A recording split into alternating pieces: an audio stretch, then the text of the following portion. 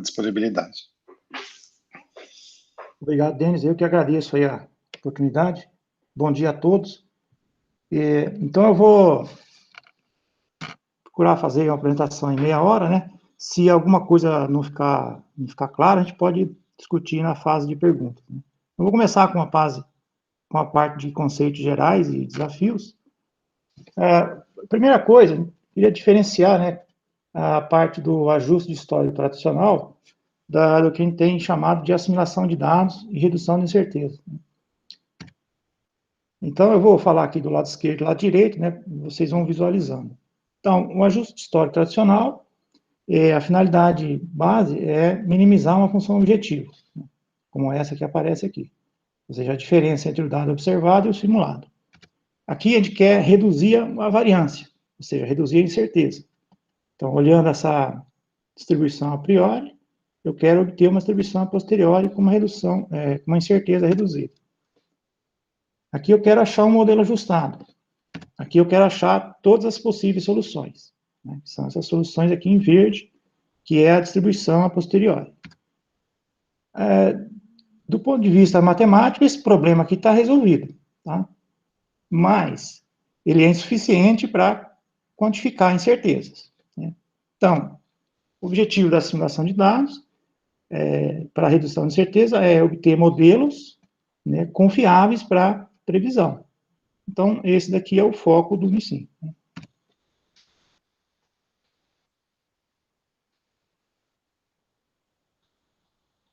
Acho que a apresentação deu uma...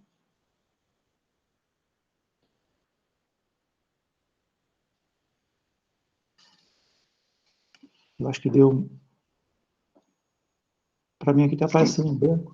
Está aparecendo uma tela branca, se a gente quiser reiniciar. Às vezes ele deve estar atualizando aqui, deixa eu...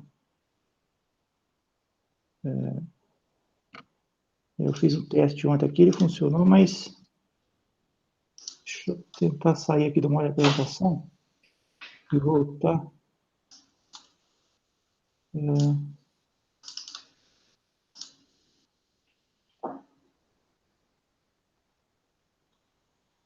Eu estou usando a versão do Office da Unicamp, então pode ser que... Mas está aparecendo agora, sim. Tá, né? Agora eu vou tentar colocar no modo de apresentação. Tá. De novo, né? Ele está carregando aqui. Provavelmente ele está atualizando alguma coisa aqui, mas eu fiz vários testes ontem.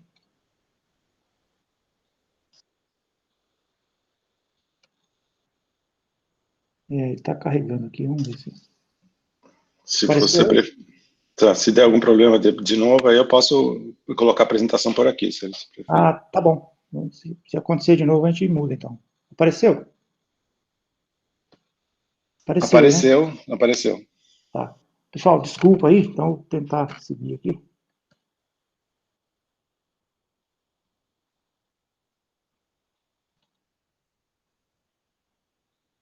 Bom, então esse é o foco do NICIM, né? Então a gente tem um fluxograma geral para fazer esse processo de assimilação de dados. Esse processo ele inicia com 3 passos básicos, né, que é a caracterização sob incerteza, definição de tolerância, escolher aqui o processo, que para a gente basicamente é a assimilação de dados. Depois vem uma fase de análise, que é gerar modelos, simular e fazer o diagnóstico. A gente usa o NQDS para isso. Depois vem uma fase, um processo iterativo, né, com 3 mudanças principais. Mudança no modelo numérico, quando necessário. A atualização de atributos, que é a parte central. E, quando necessário, a revisão da caracterização. Então, quando a caracterização inicial, por exemplo, não engloba o histórico, né, é necessário rever a caracterização. E, finalmente, aplicar esses modelos nas fases seguintes, né, do closed loop, etapa 6 em diante.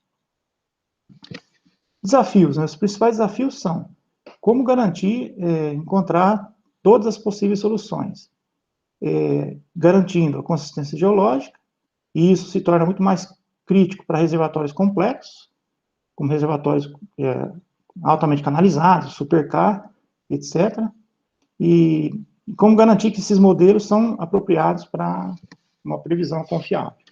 Então, o foco do NIS 5, reforçando aqui, né, é ir além do ajuste histórico tradicional, propondo, desenvolvendo metodologias para melhorar a qualidade dos modelos, para melhorar a análise de decisão, né? Então, propondo metodologias eficientes e eficazes para a simulação de dados, assegurando o realismo geológico. E, recentemente, a gente está também focando na previsão de curto prazo, né, para verificar se esses modelos são apropriados para fazer esse gerenciamento de curto prazo.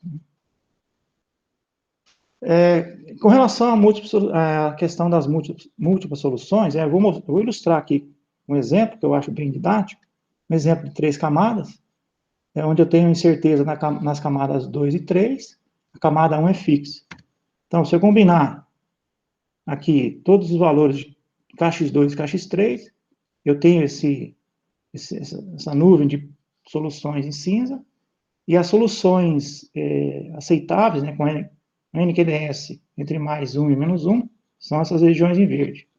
Então, notem que eu tenho 4 possíveis regiões. A região A, nessas soluções A, a água está chegando aqui pela camada de baixo, na B, a água chega pela camada do meio, e na C, a água chega pela camada de cima. Tá? Então, é por isso que eu tenho essas quatro regiões, eu tenho múltiplas soluções. Se eu olhar do ponto de vista do ajuste, todas as soluções estão ok, né? Eu estou mostrando aqui com o mouse, todas as soluções estão ok. Mas se eu olhar a previsão, notem que a região A está fazendo a previsão correta, porque a solução correta está aqui, é o ponto vermelho. Os modelos B fazem uma previsão razoável, e os modelos C, a previsão está completamente errada, né? São essas regiões, esses modelos aqui. Então, se eu, por exemplo, tivesse usado um método de gradiente, que tivesse convergido rapidamente para cá, a previsão ia estar totalmente errada. Então, um método eficaz, ele deve ser capaz de achar todas as possíveis soluções. Tá? Um dilema, né, que acontece no processo de assimilação de dados é a questão do equilíbrio entre a informação a priori e o dado dinâmico, né? Eu fiz aqui um exemplo, né, para tentar ilustrar essa ideia. Então, para quem não está aí familiarizado, né, a informação a priori são as informações colhidas durante a caracterização, né, que a gente chama também de modelagem estática. Então, são informações baseadas em sísmica 3D, perfis de posse, etc. Então, aqui eu fiz um exemplinho teórico, um reservatório real, onde tem um canal ligando o injetor com o produtor. Tá? A informação a priori, por exemplo, vamos dizer, a sísmica permitiu mapear um canal, né?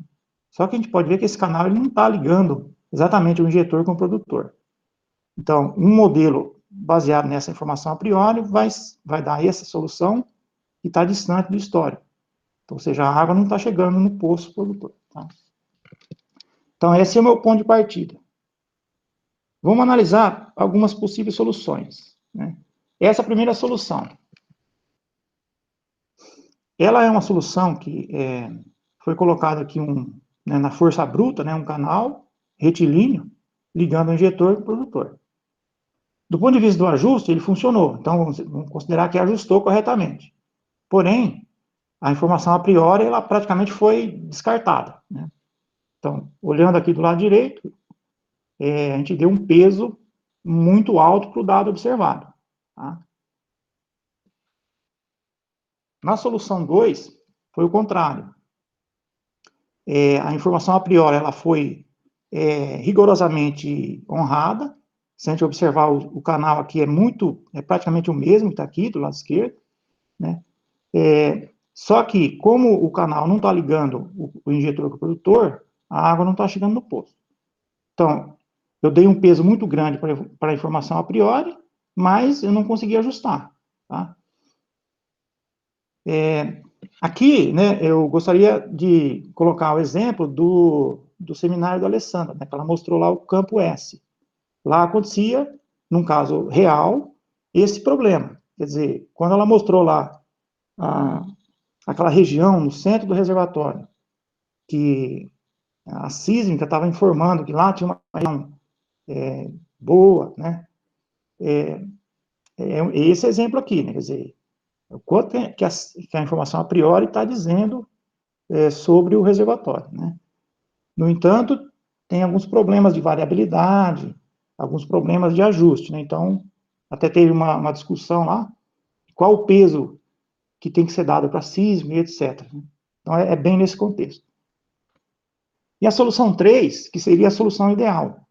Na solução 3, eu estou conseguindo ajustar, que é essa figura aqui, e, ao mesmo tempo, estou conseguindo honrar a informação a priori. Então, eu consegui dar pesos iguais para as duas informações. Então, esse aqui é o mundo ideal. Só que nem sempre isso é trivial, né? Quer dizer, de novo, né, voltando no campo S, né? Se eu dou, entre aspas, né, não desprezar, mas dar um peso muito baixo para a sísmica, é uma informação que não pode ser desprezada, né? Então, é nesse contexto que é importante esse balanço aí entre a informação a priori e a informação observada, o dado dinâmico. Né? Bom, um dos grandes desafios do processo, né, é como perturbar as informações de grid, né, as informações, propriedades petrofísicas, de forma a manter a consistência geológica. Né? Bom, uma forma mais prática, assim, mais fácil de fazer isso é através do que a gente chama de zoneamento. Então, basicamente, é partir de uma imagem base, aplicar definir uma região, geralmente uma região regular em torno dos polos, aplicar um multiplicador. O problema dessa abordagem é que ela vai gerar aqui uma descontinuidade espacial. Né? A outra abordagem é fazer o que a gente chama de big loop, né, que é integrar o processo, acoplar o processo com um software de modelagem geoestatística. Então, nessa abordagem, vai partir aqui, a gente vai modelar as incertezas do variograma, da proporção de face, assim por diante, mudar essas incertezas, esses parâmetros, rodar um software de modelagem geoestatística, como o Petrel, e assim o processo segue. E uma terceira abordagem é usar métodos baseados em conjunto. Né? Nesse caso, ao invés de partir de uma imagem base, eu vou partir de um conjunto de imagens previamente gerados num software, no Petrel, por exemplo, e aplicar mudanças com base em regras específicas. Né? E aí o processo segue normalmente. Tá? Então, a gente tem basicamente essas três possibilidades. Bom, fazendo um resumo aqui das três. Né? Zoneamento é o mais fácil de implementar, porém, geologicamente inconsistente. Né? O método baseado em conjunto, por exemplo, o ESMDA, que é o mais conhecido e mais usado, ele é muito eficiente e eficaz, né? Especialmente para reservatórios com distribuição gaussiana. Tá? Porém, ele tem uma certa dificuldade com reservatórios mais heterogêneos e modelar propriedades discretas. Né? O Big Loop, teoricamente, seria o mais ideal, né? Que ele, do ponto de vista da consistência geológica, ele é o mais robusto. Porém, ele é mais complexo de implementar, ele requer um conhecimento específico de geoestatística, né, de modelagem, e tem um alto custo computacional. Outras possibilidades é usar, por exemplo, machine learning, né, que é aqui a tese da Cristina, e um método baseado em frequência, né, que eu vou mostrar, se der tempo, mais para frente.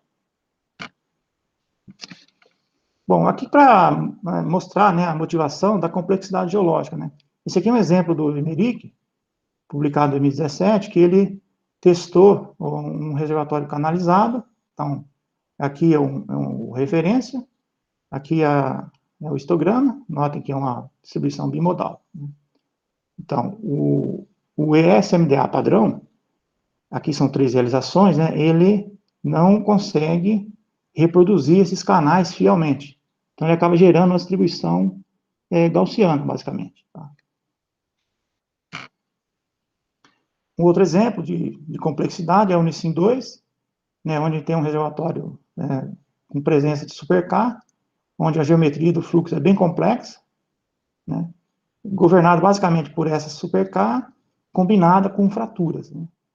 Então, esse tipo de reservatório é altamente, é um grande desafio, mesmo para esses métodos mais modernos, né, como o ESMDA. Tá?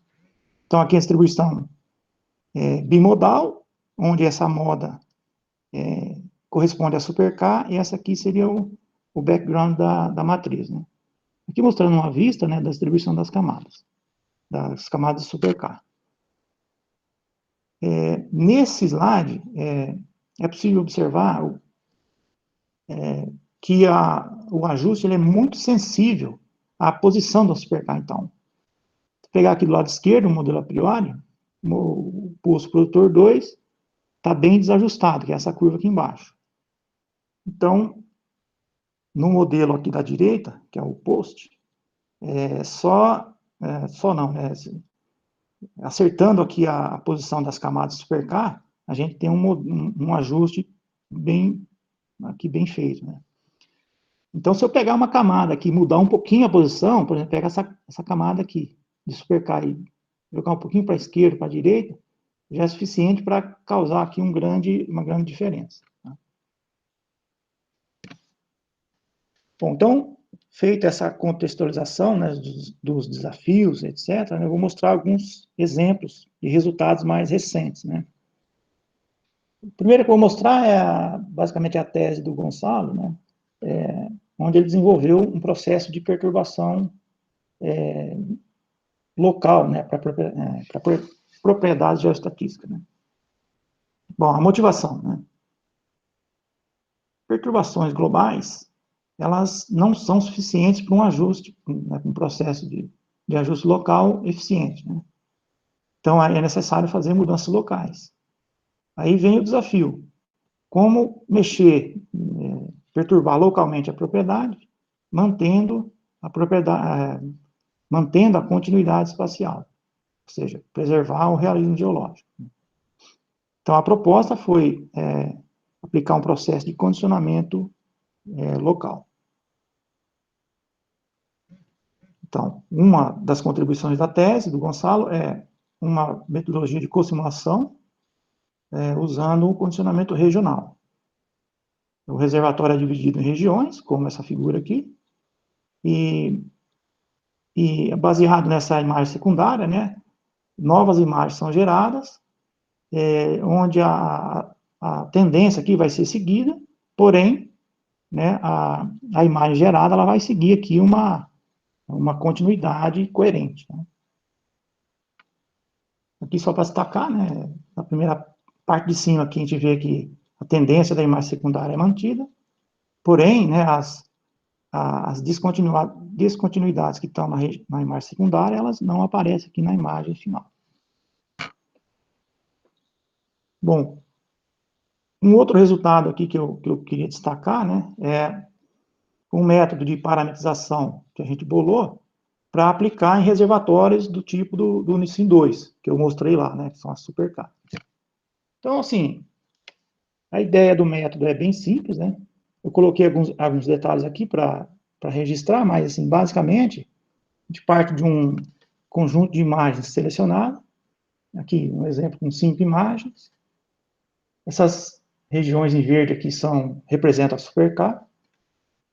Com base nessas imagens, eu vou gerar para cada bloco, né, bloco a bloco, uma curva de probabilidade acumulada, que é essa curva aqui que está do lado direito, né? Com base nessa curva, eu vou gerar um mapa de frequência, tá?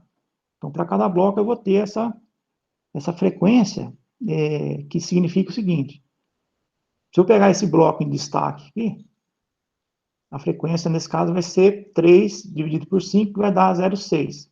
Ou seja, das 5 imagens, 3 apresenta super K nesse bloco, né? Então, a frequência é 0,6.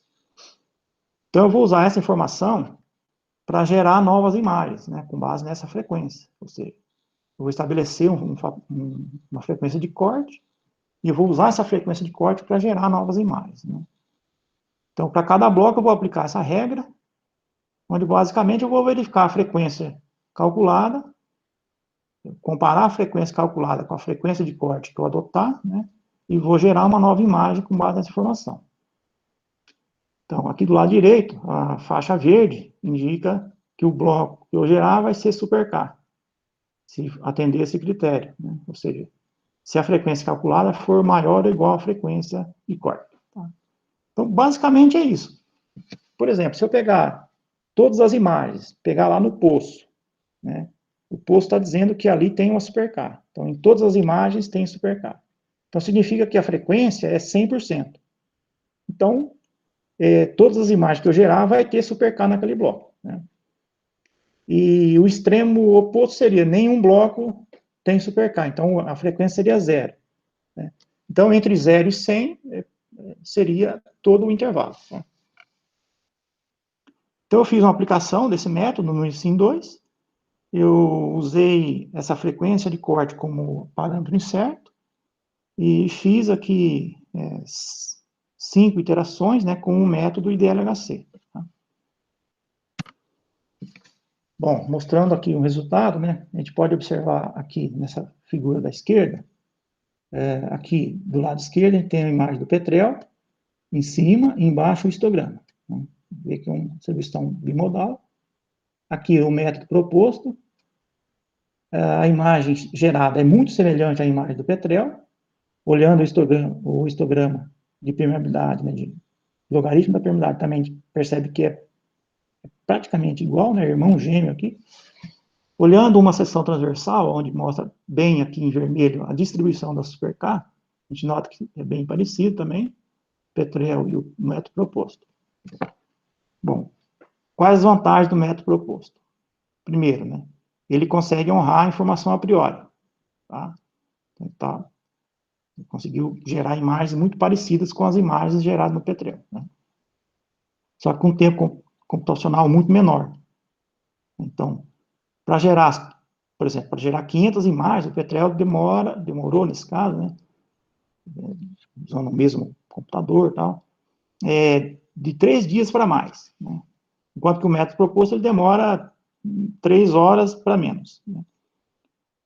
Além disso, o método permite uma flexibilidade, né, na geração da imagem, de forma a posicionar corretamente essa Super K, e tanto a posição quanto o tamanho da Super K.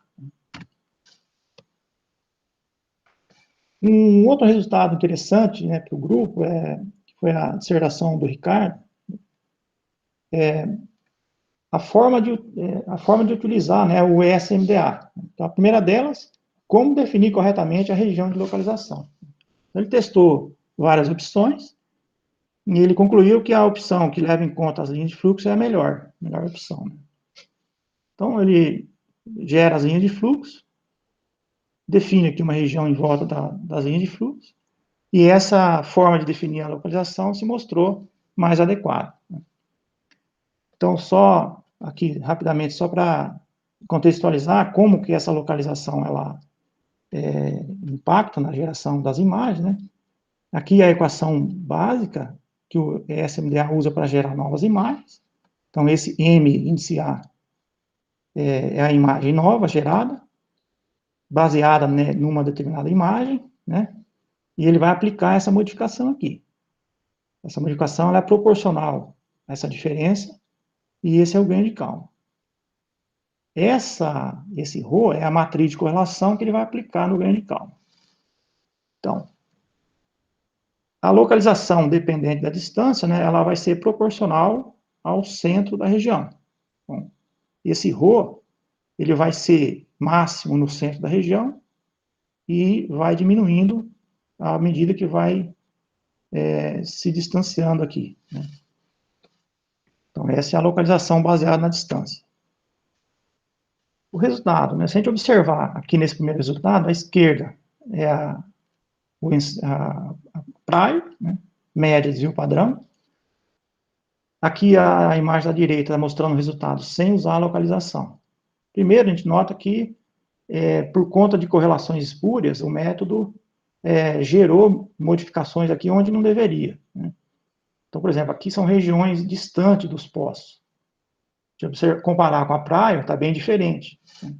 Então, por que isso acontece, né? Porque o método ele acaba gerando correlações espúrias, né? Quer dizer, são correlações que não são físicas, tá? Se a gente olhar o desvio padrão, outro problema que acontece é o colapso do conjunto, né? A gente pode observar aqui que o desvio padrão, comparado com a praia, está bem menor, tá? Então, isso é o que acontece se não usar a localization, tá?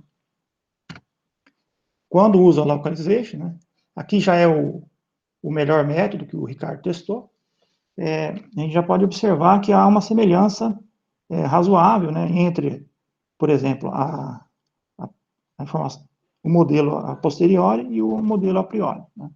Então, a gente pode observar que, por exemplo, a região distante dos poços, ele mantém a variabilidade, né?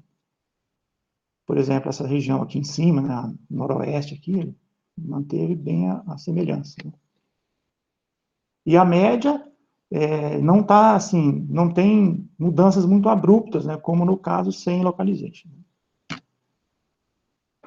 Bom, só que a localização para propriedades de grid, né, na literatura já era mais ou menos, bem definida, né? A questão é mais como definir a região, mas o uso da localization já era bem definido.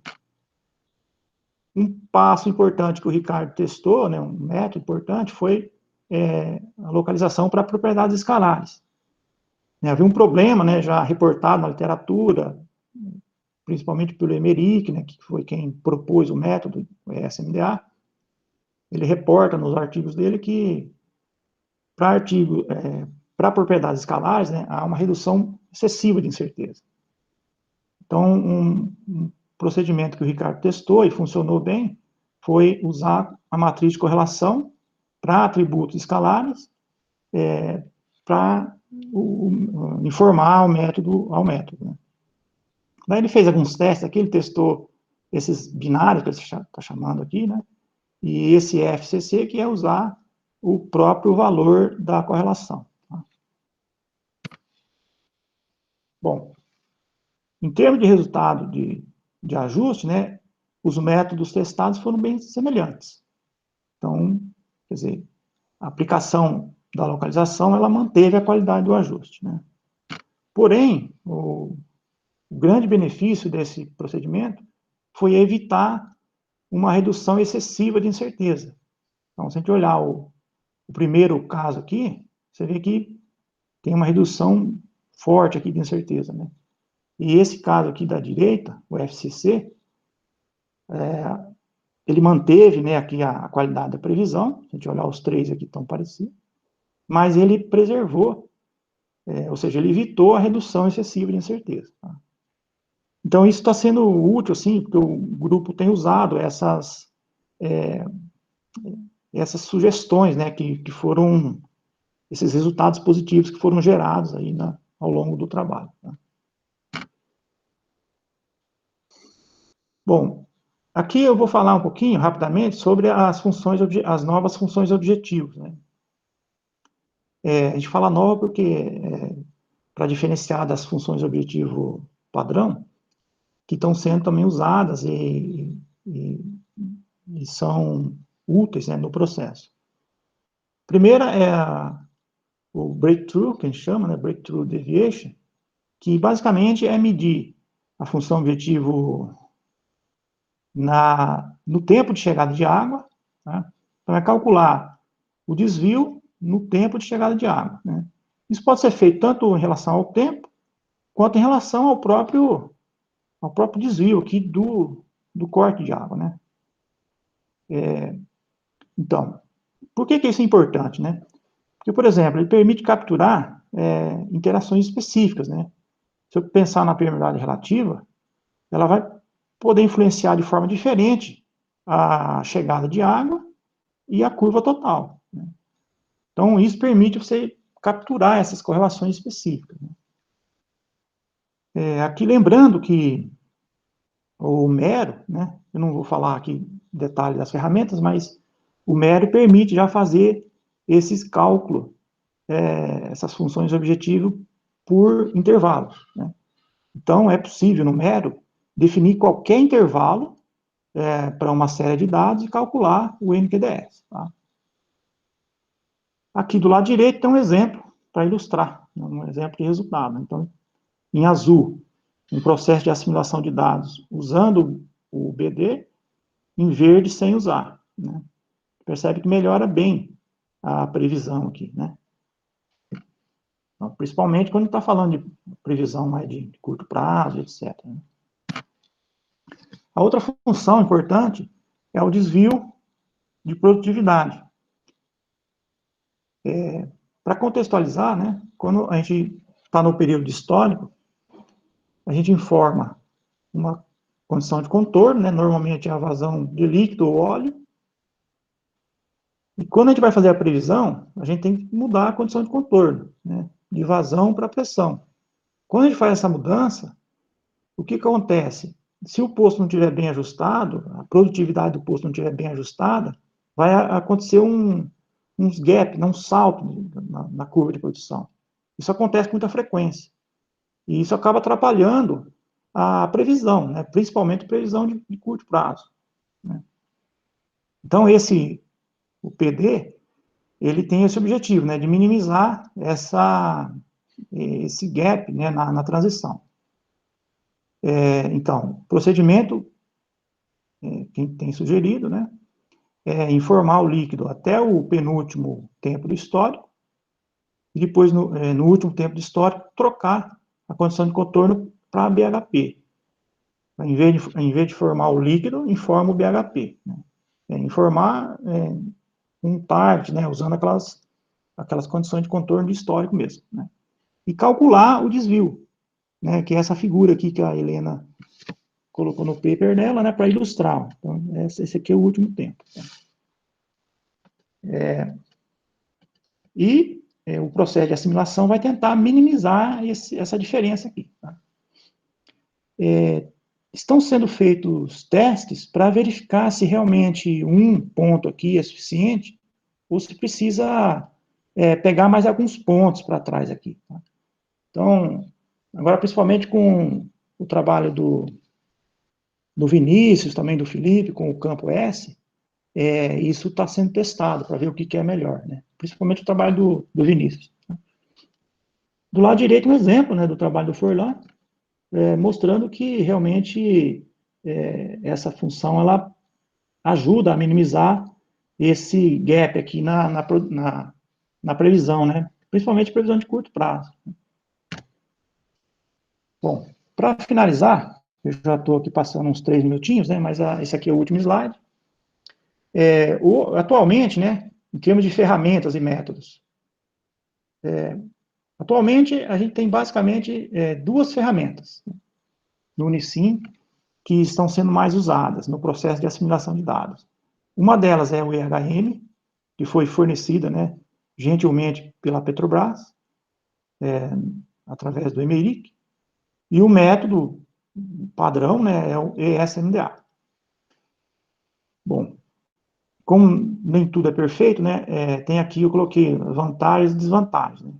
A vantagem, ele é um método extremamente eficiente e eficaz. Ou seja, ele chega em respostas muito boas num tempo relativamente pequeno. Ele é fácil ele tem um método já fácil, automático, né, de lidar com as propriedades de grid. Então, eu não preciso nem usar aquela abordagem 1 que eu falei, né, que é o zoneamento lá, e também não preciso de usar o Big Loop, tá? Então, ele meio que já faz isso tudo automaticamente, tá? Se a gente fosse pensar uma desvantagem, né, assim, para nós do Unicim, que usamos a ferramenta, ela é uma caixa preta, né? Então, por exemplo, a gente não consegue, com facilidade, né, adicionar recursos novos, né? Bom, outro ponto, para funcionar corretamente, ele depende de uma definição correta da localização, né? Se eu não usar o definir errado, não vai funcionar muito bem. Uma possível desvantagem também é que ele em termos de consumo de memória, ele é muito, ou seja, ele consome muita memória. Então, dependendo do caso e do dado que eu for ajustar, por exemplo, um caso muito grande, e eu quiser ajustar dados de poço sísmica, não é qualquer máquina que vai rodar. Aliás, tem que ser uma máquina, uma super máquina, né? Essa é uma possível desvantagem também. No caso do Mero, a gente tem implementado o IDLHC, que foi um método desenvolvido no Unicim. Tá? Quais são as vantagens? Ele é mais flexível, eu posso adicionar qualquer função objetivo, posso adicionar melhorias do método, então essa é a vantagem. Do ponto de vista de consumo de memória, ele também tem uma vantagem, porque como ele não precisa carregar toda aquela matriz lá, que eu falei lá do conjunto inicial, aquela coisa toda, ele não precisa carregar aquilo em memória, então ele é menos exigente em memória, né? A desvantagem é que ele requer um esforço extra para parametrizar a imagem, tá?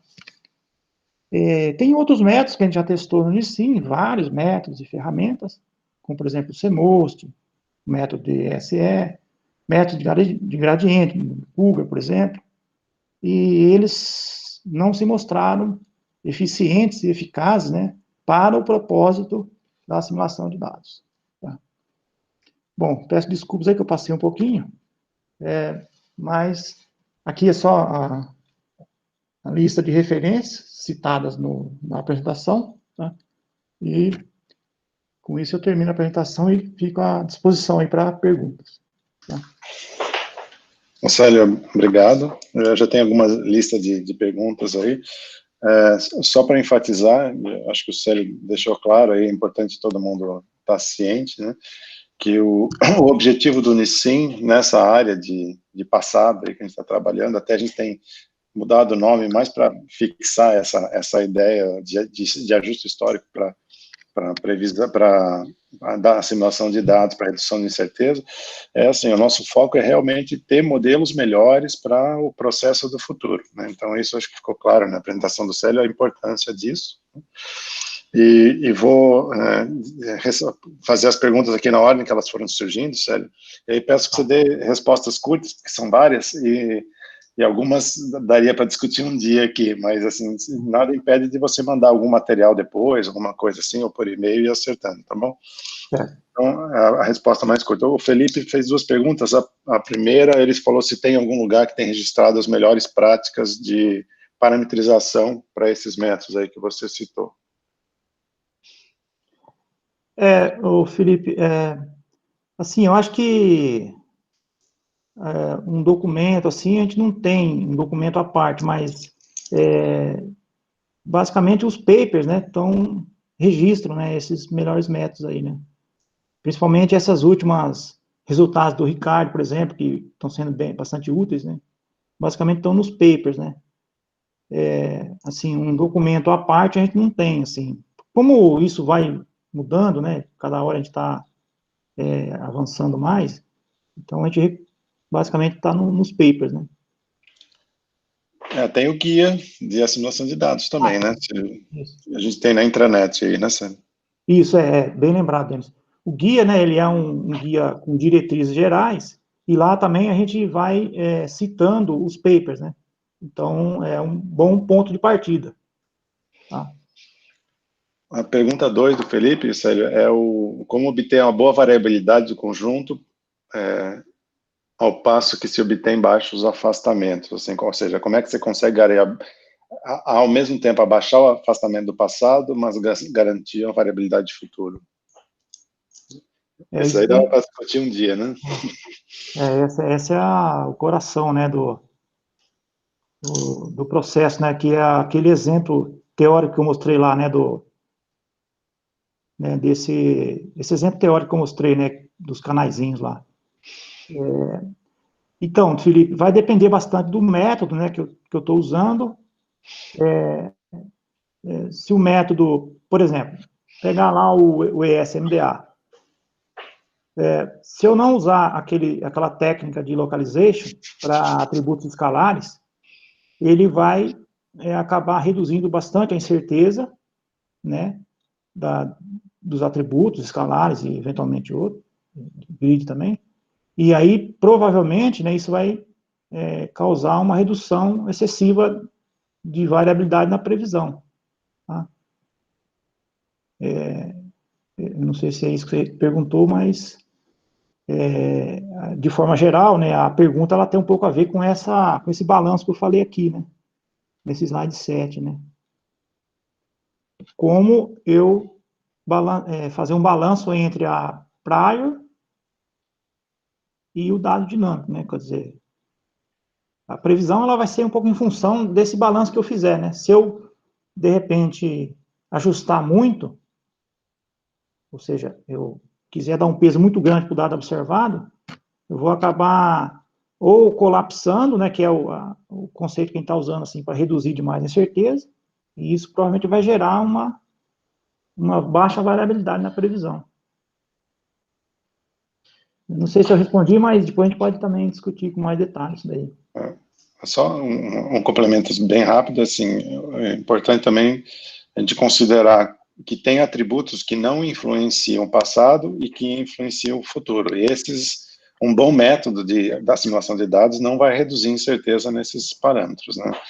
E mesmo aqueles que influenciam, como o Célio mostrou no exemplozinho dele, existem várias combinações que chegam. Aí a gente tem que manter essas combinações para o futuro, né? Isso que é o segredo aí também dos métodos.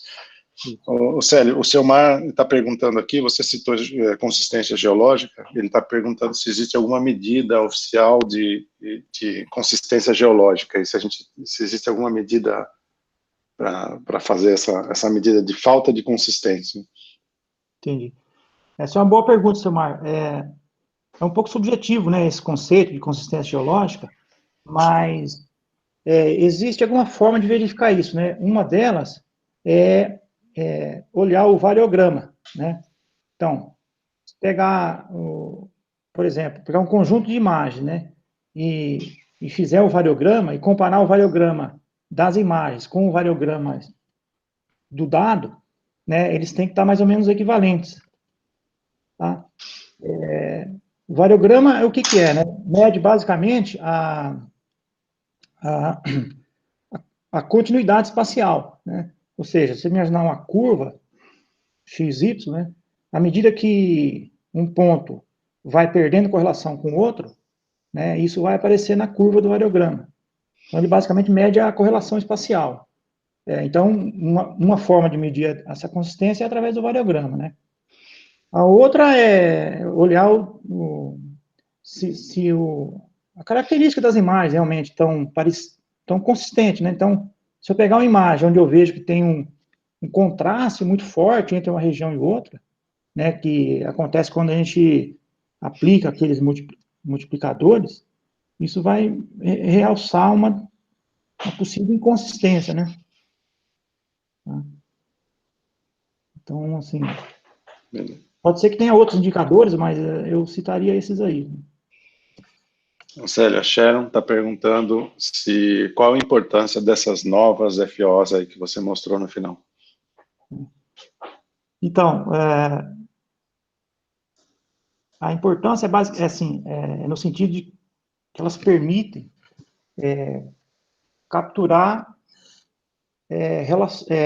interações, né, entre atributos e função objetivo, que eventualmente uma função objetivo global não permitiria. Dando aqui o exemplo da permeabilidade relativa, né? Se eu olhar a curva toda, pode ser que eu não capture, né, como que a permeabilidade relativa vai influenciar na chegada de água, por exemplo, né? Quando eu calculo, por exemplo, o NQDS da curva toda. Enquanto que se eu calcular o NQDS lá do período de breakthrough, isso vai aparecer mais nitidamente. Tá? Então, ela é importante para capturar essas interações locais, né? Isso no caso do breakthrough. No caso da produtividade, é justamente a tentativa de minimizar aquele salto que acontece na previsão. Né? Com isso, a gente pode melhorar a qualidade da previsão, no curto prazo, principalmente. Tá? Então, Basicamente, esse é o objetivo de usar essas funções. Obrigado, Célio. Só também complementando um pouquinho, eu tinha anotado aqui até para fazer essa pergunta para você, mas uma coisa importante que a gente tem visto no método EHM é que usando mais funções, de certa forma é bom, por isso que o Célio falou, mas um certo cuidado, porque se a gente usar muitas funções que mostram a mesma coisa, as soluções podem ficar cada vez mais colapsadas, né, Célio? Isso acho que talvez seja interessante comentar também. Isso é um ponto importante, né? Um pouco também que a Helena Denis, né, já tinha observado isso no trabalho que ela fez lá, quando ela acrescentou um número bem maior de funções, né? E pelo jeito isso também está acontecendo no método no ESMDA, que de fato, quanto mais funções você acrescenta, mais complexa fica as interações, né, que o método tem que calcular. Isso acaba realmente dificultando, né? E às vezes você tem, ou seja, aumenta a chance dele achar correlações espúrias, né? Então, realmente, demandaria aí um tempo aí também de pesquisa em cima disso daí, né? Perfeito. A Daiane está perguntando sobre se você pode comentar algo sobre a simulação de Cínica 4D aí, nesse contexto que você fez a apresentação.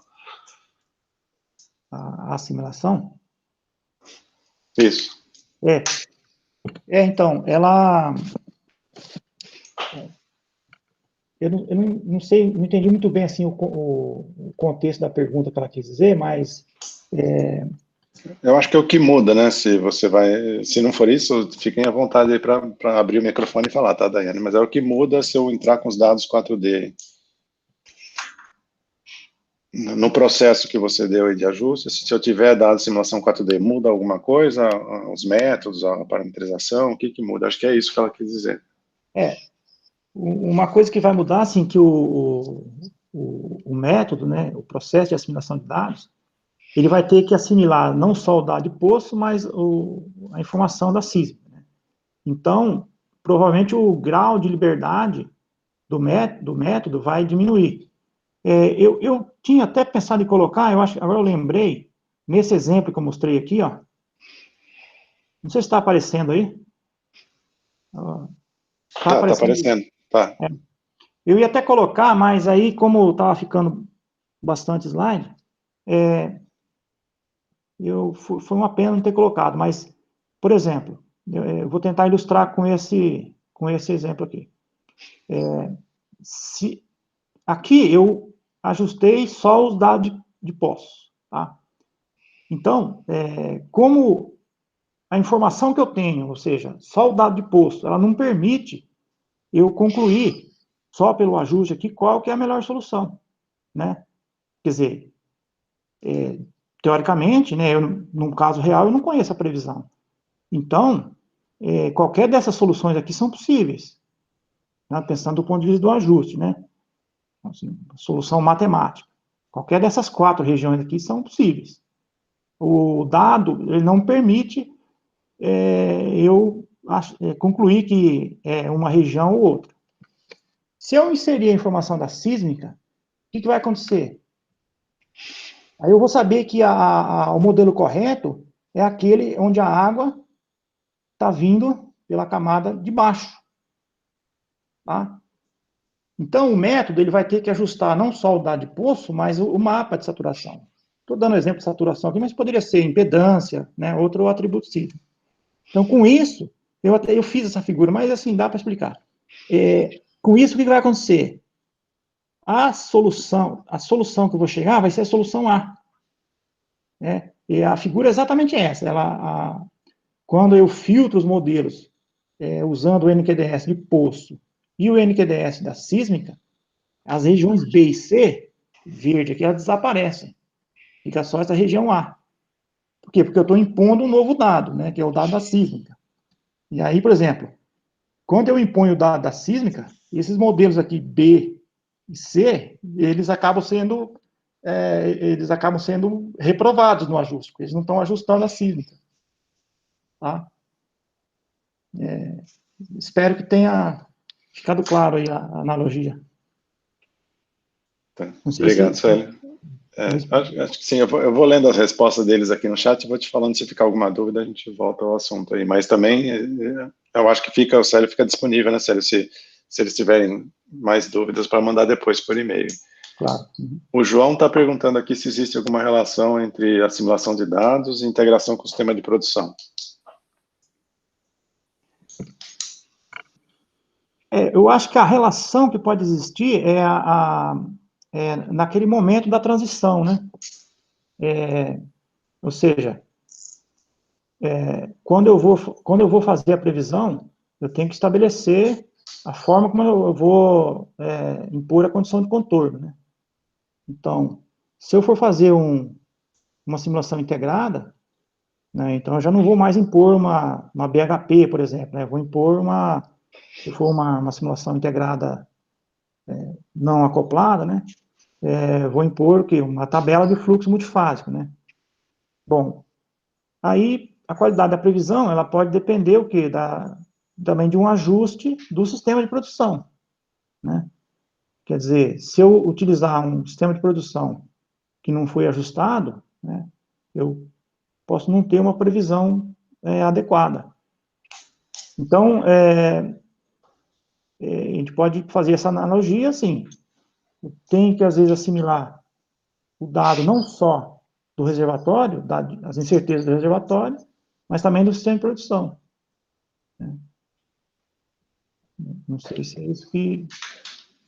Perfeito, Célio. Eu acho que até comentar aqui que o Vinícius Casanova e o Célio estão trabalhando aí num probleminha que a gente vai gerar um documento. Eu acho que o João pode até participar aí, né, Célio? Que a gente, ao tratar o campo S lá, a gente se deparou com isso, de como usar, sem considerar a integração com o sistema de produção, fazer a previsão de BHP, como usar o BHP na previsão, né, que a gente teve alguns problemas aí com isso no campo S.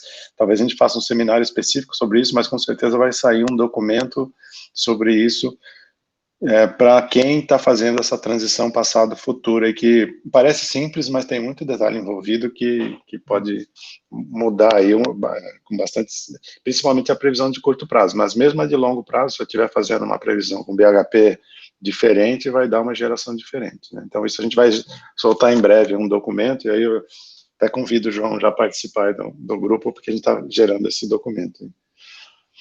O seu Mara aqui comentou da sua resposta que é importante a inspeção visual, né, e aí acho que só comentou, então acho que é importante os métodos dele aí de visualização e tal, e acho que eles vão ajudar nesse sentido. Sim. E os outros agradeceram aqui a resposta, acho que está respondido, mas lógico, fica o canal aberto aí se tiverem mais dúvidas para passar por e-mail. Certo. Não sei se alguém quiser abrir o microfone e perguntar, porque pelo que eu estou vendo no chat aqui, encerraram as perguntas, não sei se tem alguma pergunta adicional.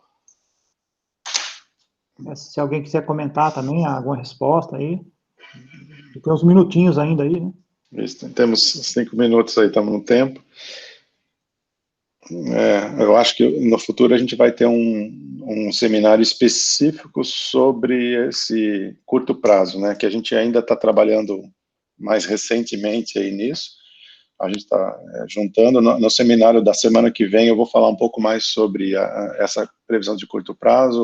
O André vai participar aí também, eu estive conversando com ele hoje cedo, mas mais para o futuro. Mas para o passado, assim, como fazer o ajuste para priorizar essa previsão de futuro de curto prazo, a gente está entrando nesse assunto aí em alguns dos projetos, né, e acho que vai ser interessante também, um novo desafio. Alguém mais tem alguma pergunta?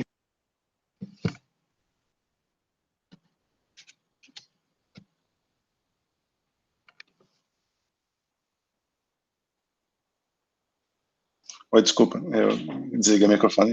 Se ninguém tem mais nenhuma pergunta, eu gostaria de agradecer ao Célio pela apresentação. Eu acho que a gente vai colocar de novo essa apresentação disponível aí na internet, e se vocês tiverem perguntas adicionais aí que surgirem depois, podem passar, e se tiverem demandas aí de assuntos específicos, porque esse assunto é bastante complexo, a gente pode ir inserindo seminários futuros.